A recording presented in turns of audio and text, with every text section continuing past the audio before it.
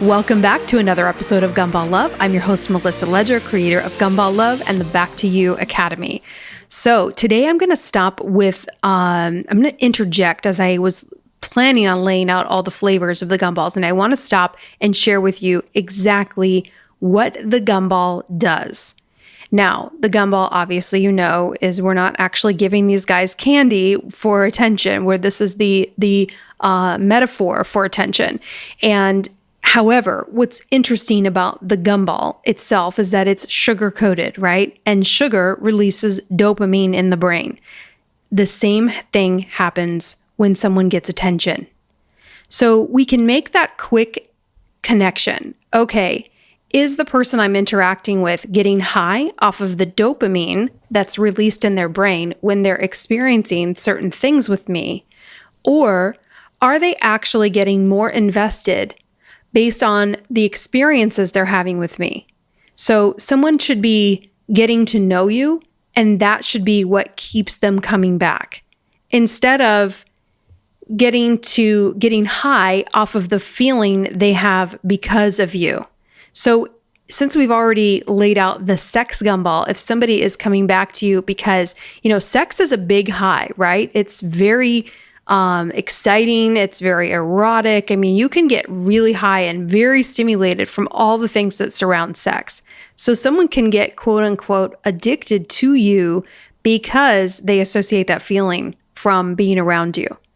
Now, in the infatuation period, yes, you can be having that feeling, but also a healthy person is attaching to the person, not to the feeling. So if you remember nothing else, I want you to think, is this person attaching to how I make them feel?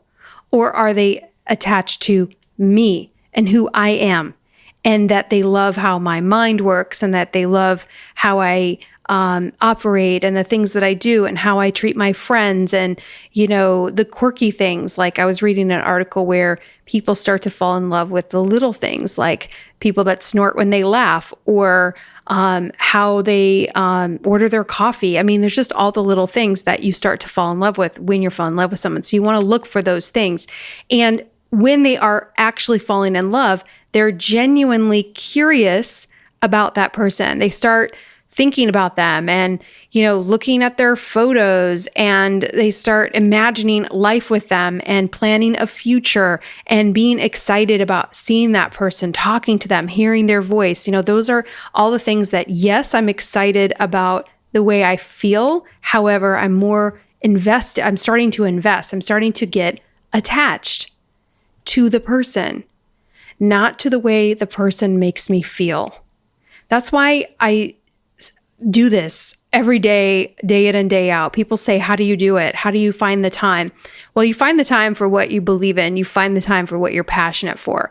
I always tell anyone, if you're thinking about a blog or a business, make sure it's something that you're already thinking about constantly. Because if it's not, you're going to get bored and frustrated. Because let me tell you, building a social media following, having your website current, creating products, doing podcasts, it's a lot of work. So it really needs to be something that you enjoy. So that said, let's go into, I want to share this article with you. And I wish I would have shared this a long time ago, but I was always explaining Gumball Love is just attention addiction. And there's all kinds of flavors of attention. But now we've identified those 8 categories, which is 2 podcasts ago. So make sure you check out the 8 flavors to get all the details on that. But I wanted you to understand what he's craving and why. And so as you learn his story a little bit, you might be able to understand why these behaviors are happening. And if you're like me, I like to make sense of past relationships too. That was the beauty of this whole process. I've not only made peace with all of my past relationships, but I have zero desire to connect with any of them because I have an understanding. And actually, this helped me develop compassion for them because I guarantee you, most of what you would call your gumball guys had a traumatic childhood in some way. Something happened with mom or dad that created some trauma they may have not worked through. And so that's what causes this attention-seeking behavior. So I want to share an article, and I'm going to drop this link in the show notes. It's by Bill Gordon, PhD. Unfortunately, he has passed away. I was so devastated to learn that because I really wanted to connect to him, because he has an incredible article he wrote way back in 2014. And I think I found this. I wish I would have seeked him out right then. And in 2014, I still felt like I was too small to just reach out to a PhD and ask questions. He probably would have been excited someone was interested in his work, but just goes to show when you connect with someone and you really love their work, don't be afraid to reach out to them. So he says in this article that some behavioral problems seem to plague compulsive overeaters and substance abusers more than other groups. Excessive attention seeking appears to be one of them. All humans require attention. Without getting and giving attention, you could not have a social species. So that's important to know. Getting attention is necessary, right? So that's the next sentence, actually. Getting attention is necessary for life's vital experiences and can be the difference between life and death in a crisis. Therefore, not getting adequate attention can threaten the quality and sustainability of life. Thus, getting social attention is understandable. However, extreme attention seekers go to unhealthy lengths that are driven by emotional desperation. Okay, so I'm going to stop there because first I want you to think whenever I am trying to train you to see the gumball guy, there is a sense of urgency usually. I'm desperate. I need attention. I need this right now. There's a push behind the text. Someone who's not needing attention, they can go hours without texting you. So sometimes, I read articles where they're like, if a guy is really into you, he should be texting you all throughout the day. Well, I don't think so. I think that those are hungrier people, that they need that interaction. We should be able to delay gratification and wait to interact with that person when we have fulfilled our responsibilities. We still need to maintain balance in our life. That means working, eating, exercising, doing the laundry, and then that person is in your life. And yes, the infatuation period is really fun. And I think that there is always a scary part when you're in a new relationship. Like, is this infatuation that's going to lead to healthy attachment, or is this infatuation that's going to end up being gumball love? And sometimes it's difficult to tell. So my motto is, if you're having a good time and you're not seeing any red flags and you're able to enjoy yourself, then you just ride it out. Okay. Like, even when I have people come to me and I'll tell them in my coaching practice, I'll say, look, right now we don't have enough information. Now, sometimes you go and you start collecting information. You start collecting those little red flags, but is it enough to end it? Not really. So you keep going until you've accumulated the information that you need. Then now you have a decision. However, sometimes when you explain that to somebody and you have all of the information, they can say, well, how could you not have seen that? Well, because I was in the collection process. So be careful not to shame yourself. Once you have something that confirms red flags, don't beat yourself up. I always say you cannot judge your past self with your now present 2020 vision. Hindsight is 2020, but you can't look at your past self and judge yourself for that. So all we can do is be in the moment and say, okay, yes, infatuation, the lovey-dovey, ooey-gooey, schmoopy stuff is always going to be an infatuation. It's fun. Enjoy it. Here's the thing. If he's a gumball guy and you don't know yet and you're having a blast, who cares? Life is short. You don't know. So you cannot sit there and make yourself crazy trying to figure it out. Trust me, I try to figure it out all the time. But as I have gotten more mature in this process, we have to surrender control of the outcome, because when we're trying to control the outcome, we're missing out on the experience. And if it is another gumball guy, trust me, if you're with me, you're going to know well ahead of time. Yes, maybe you will develop some feelings, but you're not going to be, when you're in, going, oh my gosh, now I'm going to be crushed. Like, you're going to figure it out early on in the process. Okay. So what I really wanted to get to, though, is What does the gumball do? What does this attention do? What is the intensity accomplishing? So listen to what he says. He says, attention seeking is not a character flaw. It is a brain wiring response to early developmental trauma caused by neglect. The developing brain observes its environment and wires itself accordingly to survive in a world that it presumes will be like those experiences. That's an important thing. The brain wires itself to survive in a world that it presumes will be like those experiences. I remember my therapist saying he's hardwired.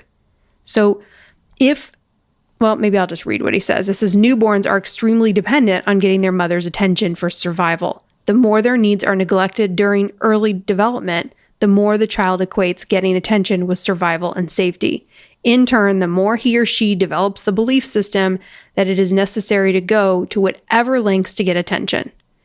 Whenever I see, some of this is related to ADHD a little bit, but I'm not going to go there. But sometimes I have seen hyperactive children, and I recognize that behavior in adult men that I've dated.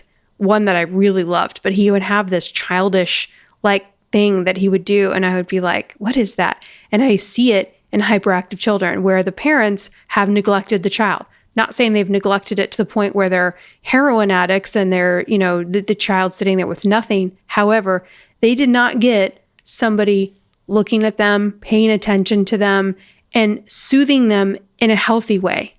Not soothing them by an electronic device or, food or gifts. A lot of times when kids are rewarded versus getting someone's attention to attach to, really connect with them. So you can think of this like parents that aren't connecting with children and they are giving them quote unquote gumballs. Everyone's guilty of it, right? Sometimes parents are busy and you hand them the iPad. That's the gumball. So you just got to make sure you're not doing that all the time or the majority of the time, because then the child will associate being soothed by something like that.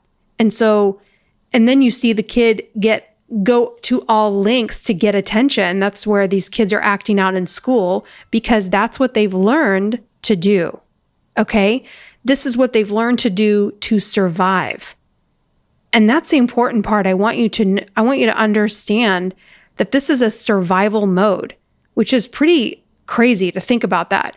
And so if you imagine that this survival mode goes on from childhood into high school to college and how this manifests, and I don't have time to go through all of that in one podcast, but he goes on to say how excessive attention seeking evolves in adults. And he said, brains wired to equate lack of attention as dangerous. So if you equate lack of attention to dangerous, they will naturally respond to it as a threat in the amygdala, a subcortical structure where thinking does not occur. Now, the anterior cortex, the ACC, which is like a micromanaging mother, don't do this, don't do that, stop here, go there, don't go there, can intervene in this if given the opportunity. He says, but as my friend says, if a dog had wings, he wouldn't be a dog. The ACC is the cortical thinking part of the brain. Stay with me. I know it's getting like, what is she saying? But just stay with me. The ACC is the cortical thinking part of the brain, which disengages when the amygdala swings into action. So think of it this way. Sometimes when we're with somebody and they're not getting attention, they're fight or flight. The amygdala is that fight or flight. It engages. And that is what creates the sense of urgency. Okay, now, here's a truth talk here. I believe that after dating gumball guys for long enough, when we're not getting reassured in the relationship, we're also we get anxiety, right? So I want you to push through this anxiety when this is happening. You're dating a guy, things are going well.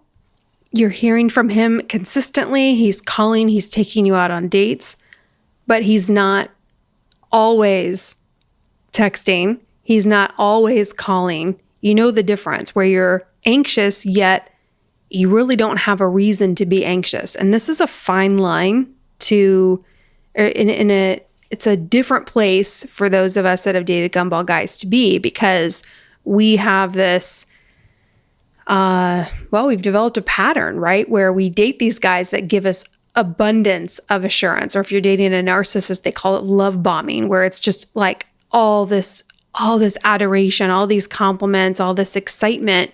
And so then they start feeding off of that. But I want you to read this article if you have time, because it really will tell you what's going on in the brain. Now, I'm going to see if you can, here's the thing. So he'll say that, I don't want to leave you hanging there. Let me just go back just so you can have the full picture. He says, so we got done with, if a dog had wings, it wouldn't be a dog. The ACC is the cortical thinking part of the brain, which disengages when the amygdala swings into action. So the healthy thinking part of the brain disengages when the amygdala is then set into action. Okay, I'm trying to paraphrase this the best I can. So in addition, the ACC needs serotonin to do its micromanaging. There are a number of conceivable problems with that. People who have these types of issues are often overstressed. Sustained excess stress limits serotonin availability. So basically, when people have been wired for stress, they were neglected when they were young, they don't have the ability to absorb the chemicals in their brain, which are called the ACC, like a healthy person does. So what do they do to get calmed down? Okay, keep that in mind.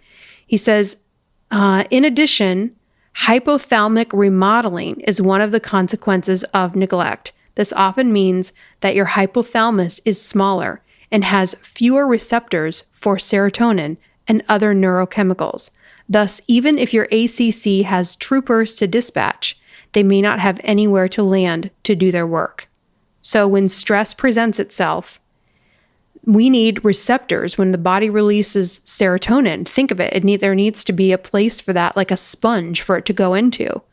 But if by neglect, this part of the brain gets smaller and the receptors aren't there, then they're not calmed down in a normal way. Okay? So if you or I have gone through this in childhood where we've had neglect, this might be something to think about where, okay, if people are saying, look, you're overreacting, you need to calm down, you might think, okay, maybe this is an area where I need to access a little bit more self-control. But let's keep going. So it says how this partners with the drama addiction, which is going to be the next gumball I go into. He says the obvious answer is that drama gets attention. However, it is more than that. Drama creates or causes the pituitary gland and the hypothalamus to secrete endorphins, which are pain suppression and pleasure-inducing compounds. Pain suppressing and pleasure-inducing compounds, which heroin and other opiates mimic. Hence, drama eases the anxiety of wanting more attention than you're getting. Naturally, since drama uses the same mechanisms in the brain as opiates, people can easily be addicted to drama. Like any addiction, you build up a tolerance that continually requires more to get the same neurochemical effect. In the case of drama, then means you need more and more crises to get the same thrill. Boom. I mean, okay, so when you are looking at someone and they are attention seeking, drama seeking, and drama can be positive or negative, right? What is it doing? Pain suppressing, pleasure inducing. Take away my pain, give me more pleasure. So I want you to think, what is the gumball? It takes away pain and it gives pleasure. So even if he causes a fight, the fight is going to release the chemicals. So here he says, there is another factor. Using drama as a drug feels so good and it's so rewarding. Reward uses dopamine, the brain's happy dance drug. Dopamine works by releasing more dopamine on anticipating getting the reward. The way evolution gets you to want what you need to do. Like all addiction, this begins as a goal-directed behavior in the ventral, something hard word. So he says, I'm turning on the light. I walked into a dark room and want light, which becomes a stimulus response behavior in the brain. So once the train leaves the station, you have a classic attention-seeking drama queen. So he says, get ready for this. Is it fixable? No, it is not fixable in the sense that you cannot change your brain's basic hardwiring, nor can you completely erase the residual effects of early life trauma. However, it is manageable. One begins by accepting who they are and loving what they are, loving what they have more than what they do not have. This means even if what they have is a challenge and difficult to manage. So let's just stop right there. How do you manage it? You have to recognize this is a problem, which a lot of guys and girls, a lot of us have very high difficulty in recognizing this. So sometimes we have to look at these situations and slow ourselves down. So especially if you're in a new relationship, okay, what do I want to do right now? What do I feel? What is my initial reaction? And then what actually makes sense in this particular setting? Does it make sense to get angry? Does it make sense to am I being irrational? What circumstances are giving me the proof that I need to react this way? And especially when there's a new relationship and everything feels exciting, yet, oh my gosh, he didn't text me back. Or what was that response to that message? And all of a sudden you can feel your blood pressure going up. You can feel that sense of panic, right? Because I believe that fight or flight can trigger. So sometimes I think, when we're attracted to the Gumball guys, there's a reason, right? Because I believe that we may have had similar childhood trauma. So as I've researched this, it's awareness, right? If I'm aware of it, then I'm not going to be prisoner of this.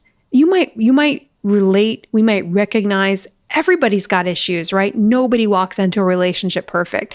It's the people that refuse to acknowledge that anything could be wrong, or they might have patterns that are repeating, or maybe they are overreacting. If we can't, if someone can't look at those things in themselves and say, yeah, okay, I'm overreacting there, then that's when it really becomes difficult to do anything to help them or to move forward in the relationship or grow, because they can't look at themselves. In the same way, we have to look at ourselves. But if you're on this podcast and you've been with me, you're someone who can look at yourself and you're forgiving, and you're very forgiving of him.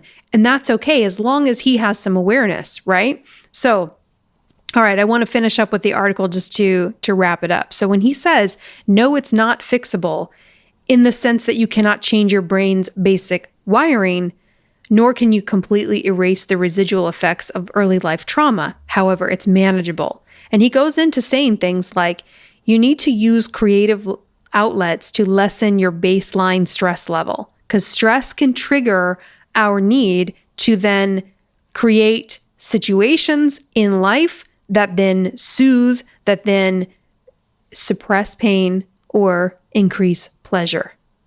Okay, so think about that. Just as we went through the red gumball. The red gumball is all about sex. Well, sex increases pleasure and reduces pain, right? It's a distraction. There's so many things. So I want you to think about, okay, is this guy interacting with me to increase pleasure or decrease pain for himself? If we're doing those two things, we're not connecting with that person on a person-to-person level. Or are they able to interact with you calmly on a day-to-day level about boring things, about day-to-day things, about current events, about life things, about work things, about, something your pet is doing? See, those are all things that are even keel. And if a relationship can be maintained on the regular every day without something requiring pain suppression or pleasure seeking or pleasure creating. Obviously there's some pleasure, but you know what I'm saying? We can't go into the interaction seeking those things. And if you're dating an addict, they can give you an overdose of these things, which then can create an addiction in you. So now, obviously, I'm not a scientist, but I just can tell you from, when I first came across this article, I related, I know this. I've seen it. I've breathed it. I've felt it. I've cried over it. I've been through this. I talked to a quote unquote brain expert and she drove me crazy. I was like, she was arguing with me. I was like, no, I know this to be true. And then I found this article. I'm like, I knew it, because when you study this and you've lived through it through multiple relationships, that's what I knew. But then I started talking to you. I started coaching clients. I started the Back to You Academy. And then every single person, do you know how many, I wish I knew, I should have kept track of how many gumball guys we've identified and how many times this pattern has repeated. And I remember when I first wanted to make this into a book, people told me, you need case studies to prove this theory. Well, my dear, we have got some case studies. We've got hundreds, if not thousands of case studies. So if you relate to this or you feel like you have a guy that's repeated these patterns, please email me. I would love to add it in because this will be a book. I'm working on what I want to put in book 1. And I'm also feeling like it's maybe 2 books because everything in one might be too much. So I'm working out those details. Don't ask me when it comes out. I have no idea yet because it's going to be a huge book and a huge undertaking. So, all right. So I want you to just, let's see, I want to wrap up this last part. He says, there is a healing in accepting that your parents did not give you as much attention as you required. Forgiving them for being who they were is getting to higher ground. Sometimes you have to give yourself the attention you needed from parents. However, most importantly, at all times, remain fabulous and phenomenal. Oh, I love that part. I forgot about that end. So the work that I work with my clients is this exact thing. Knowing who you are, understanding what you bring to the table so that when you are with someone, you're not craving pain suppressing and pleasure increasing activities or interactions or gumballs. Is it going to suppress pain or increase pleasure? Does that feel good? Yes. Does that bring connection? No, it does not. It's temporary. It's a gumball. It's a sugar rush. It's over. So that's what I want you to think. Pain or pleasure? What is this guy after? Does he have a pain? So if I go to the other gumball flavors, if the guy that wants you to pity him, he's always bringing you his pain. This hurts and this hurts and this hurts. Can you fix it? Can you fix it? Can you fix it? And of course, he's cute and luscious and delicious and he's sexy and you want to, but you have to take a step back after you don't have to don't try to diagnose him in the middle, but just step back and go, what am I doing for this guy? Am I able to just show up and be me and that's enough? Or do I have to give him pain reducing or pleasure always? Now, obviously, people are going to come to you for pleasure because, you're falling in love or you are in love with someone, then these are normal things. But I'm saying if you feel like you cannot, in most cases, you can't just relax and be you and talk about regular everyday stuff and that's enough for them, that's when you know you have an addict. So if I go through the gumball flavors, adore me, adore me, adore me. So adore me is pleasure and pleasure seeking. I feel it's not pleasure seeking. I'm looking for the pleasure inducing. Does this induce pleasure or suppress pain? Probably both, right? For adoration. Competing with someone. So if there's another woman, that competition, the guy that likes when you're competing with other women, what does that give him? It gives him pleasure because it makes him feel important. It makes him feel desired, like 2 women want me. And it also reduces pain. Maybe they all reduce pain. So if someone's entertaining you, the entertain me gumball, the yellow gumball, is all about things being exciting. So again, you know what? They all reduce pain and give pleasure. Every single one. A chase reduces pain, gives pleasure. Sex reduces pain, gives pleasure. Drama reduces pain and gives pleasure. And someone who is proving themselves to you reduces pain, gives pleasure. So all the flavors of the gumball do one of those things depending on the situation. So just keep that in mind as you're interacting. That is this person needing me to help them with pain and give them more pleasure all the time? And at what intensity level? Because yes, being around people we care about does do those things, but we should be able to, enjoy them at a calm level. And you want to find people that take their pain reducing and pleasure inducing you want to be around people that do that for themselves. So how do you take care of your own pain, and how do you manage your own pleasure? So I could tell you that I'd manage mine by doing this because this is my passion and my love, and it's something I can always create, and I can write, and I can create content, and I can work with clients, and it's a dream come true. My other things are ballroom dancing and doing another competition and being on the dance floor, learning new techniques, whether it's cha-cha or Roomba or jive or whatever. Like, that is pleasure seeking. And it also is a little bit pain reducing because there's just such a euphoria for me on the dance floor. Also seeking therapy and books, going to the gym. To see how all of these things, when you are taking care of yourself, you become confident in yourself, and then you do not have this starvation for someone else to help you with these things. So when someone is seeking the gumball, they are creating situations where they're fed immediately. So when you're texting somebody or when you're interacting with somebody, are they waiting to talk or are they listening? Someone who's waiting to talk needs to be heard more than they can stand. They can't listen. They need to be heard. And so some people are not necessarily, it doesn't mean you can't be in any of these relationships. It doesn't mean that the guy that you end up with may have some of these tendencies. Maybe you have some of these tendencies. However, all we have to look at is, are we aware? Are we working on it? Are we saying, oh my gosh, I've been talking forever. Tell me what you think. I want to hear about your life. And practice listening and relaxing and not being like, I've got to have my attention fixed. I'm not getting enough attention. I'm not getting that. I'm not getting soothed. So if you think about, gumballs are soothing. They relax. They bring pleasure. They are pain relieving, right? So all these things take away pain. So just think pain, pleasure. That's at the extremes. Are they starving to reduce their pain or increase pleasure? Okay. So I hope this helps you, because I really wanted you to be able to understand what's happening with the gumball guy, what's happening when he's starving for this. And if he tells you a childhood story about trauma, I want you to really listen to what was going on. Were mom and dad really neglecting? Were mom and dad not there? Or mom or dad? And so what did they learn? How did they learn that they mattered by either one of those people? What did they have to, and sometimes we're still doing the things that we tried to do as children with our parents today. Look, mom, look, dad, do you see me doing this? Do you see me doing that? I've been guilty of that. Approval seeking.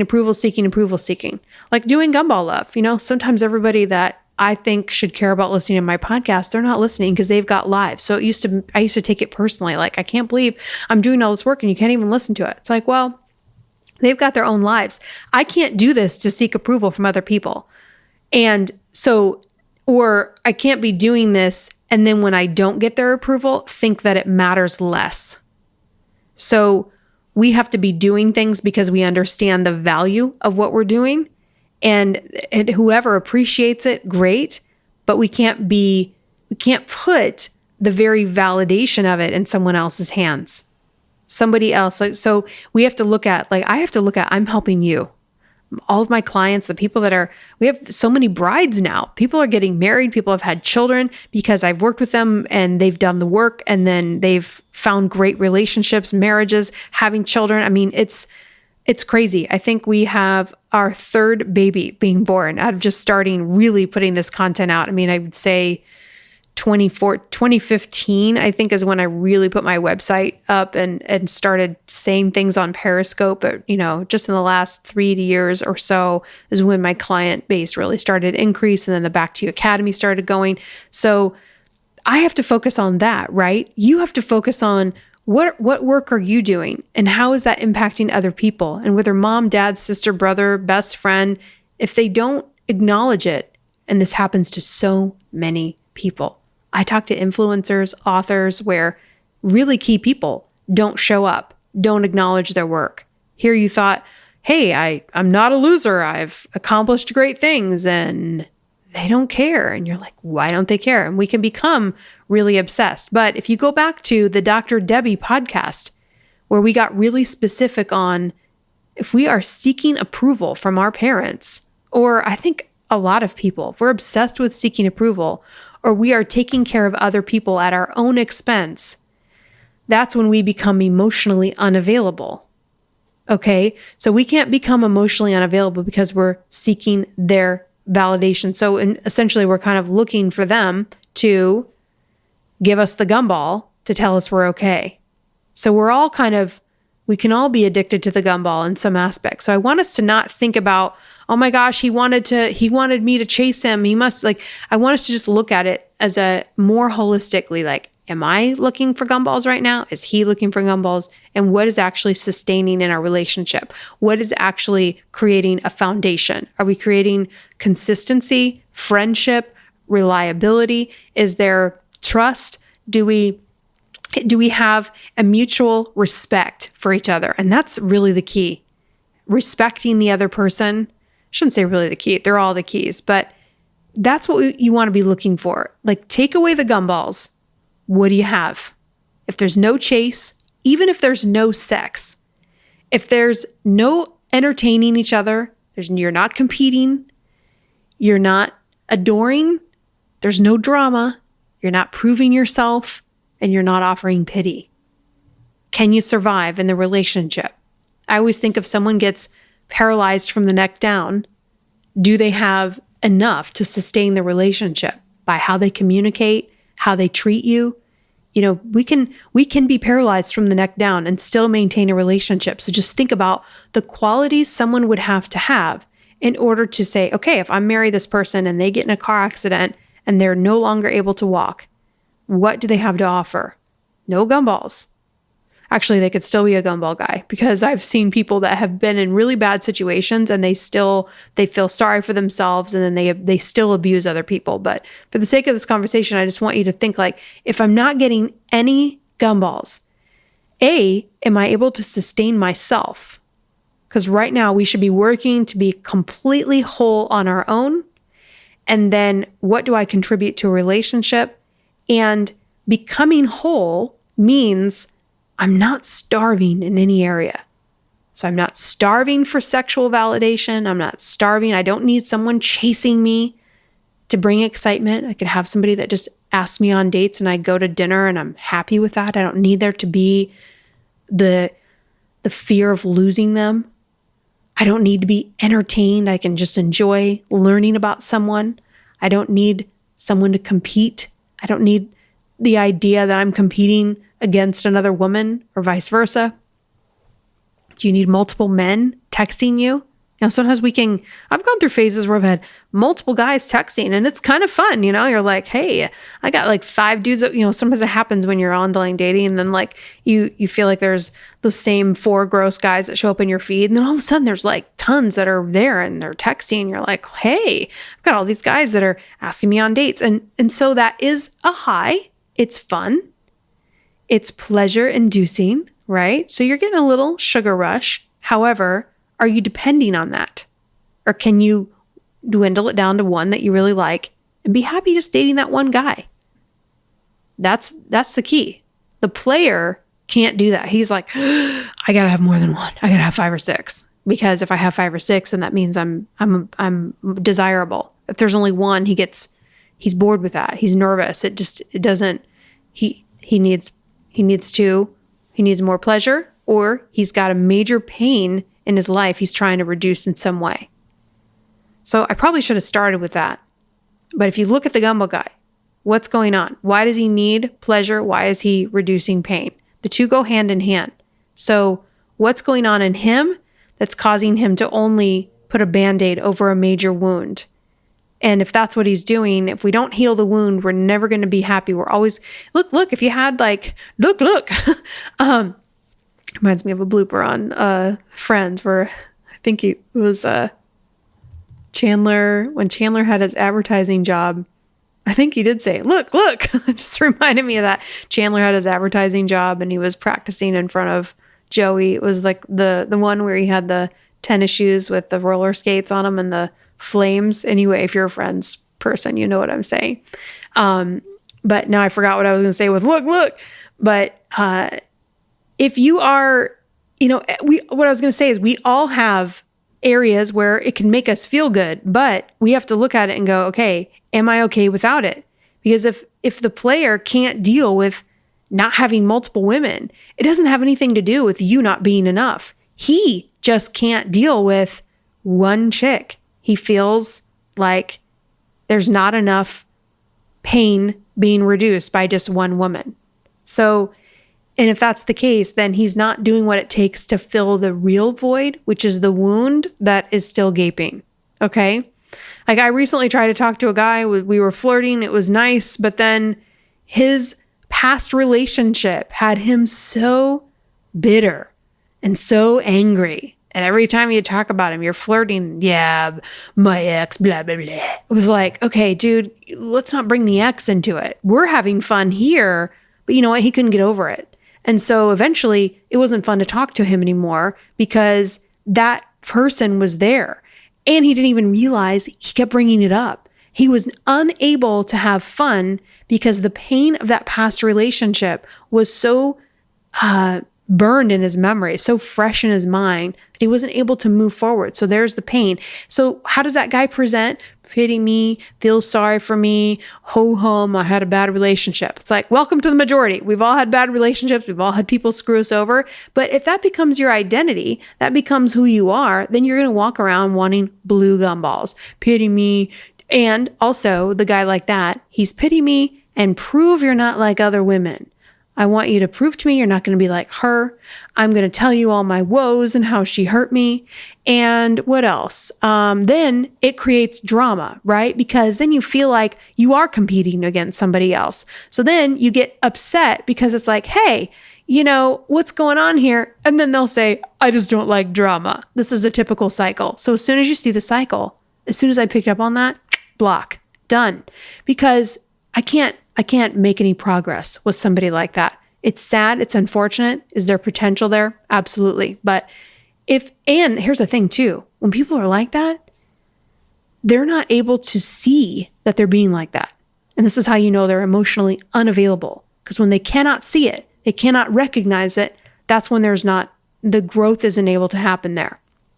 So if you're like, is he going to change? Does he see any of it? Is he aware of any of it? Is he emotionally available? If yes, then there's a chance. But if no, if there's no conversation about it where, yes, I acknowledge this without been placing blame on you, like, I really need this, but I just can't have your drama when you're not even creating drama. You're just trying to create a relationship. But if they can't see the difference, that's when you know you got to cut it. And that's what I want to help you do. So know when to hold them, know when to fold them, know when to walk away, right? All right. So I hope this helps you keep tying in with all these flavors of attention and how we can always keep in mind, is he trying to gain pleasure? Is this pleasure inducing or pain reducing? Pleasure inducing, pain reducing. And am I supplying the drug, or is he able to manage these things on his own? So like if someone comes to you and they say, like, I have a friend who's going through a really hard time. Okay. And I know she's struggling. So I check in with her, we have conversations, and then I have to, she goes back into her life. Well, just yesterday I checked in. How are you doing? I'm doing great. She got really connected to her faith. She was like, I'm feeling energized. So look, yes, I can help her in that moment. It might make her feel better. However, she's able to also take care of herself. And so that's when you know that you're not really giving gumballs, you're investing. When someone can appreciate what you're giving and also they're able to invest in themselves, that's when you know you have a really good relationship, because otherwise the reverse of that is she would come to me and I would give her advice and then she'd be like, oh, thank you. And then the next day she'd need the whole conversation again because she's not willing to put in the work on her own. So that's the key. Are they willing to put in the work on their own? Are they willing to do their part? And if they are, then I believe it has a chance. Then it's a whole different conversation. So I hope this helps you understand what the gumball is, what it's doing, all of the chemicals that it releases in the brain, and that you can identify this better as you move forward. So if you have questions, please reach out to me, melissa@gumballove.com. If you want to get deep into this work, if you really want to have these conversations about your past, about your experiences, about your gumball guys, hash this all out so you can really start to connect with yourself better. That's what getting back to you is. It's about, okay, let's look at these gumball guys. Let's categorize them where I need to figure this out. So this is what you would do in the Back to You Academy. Let's figure this out.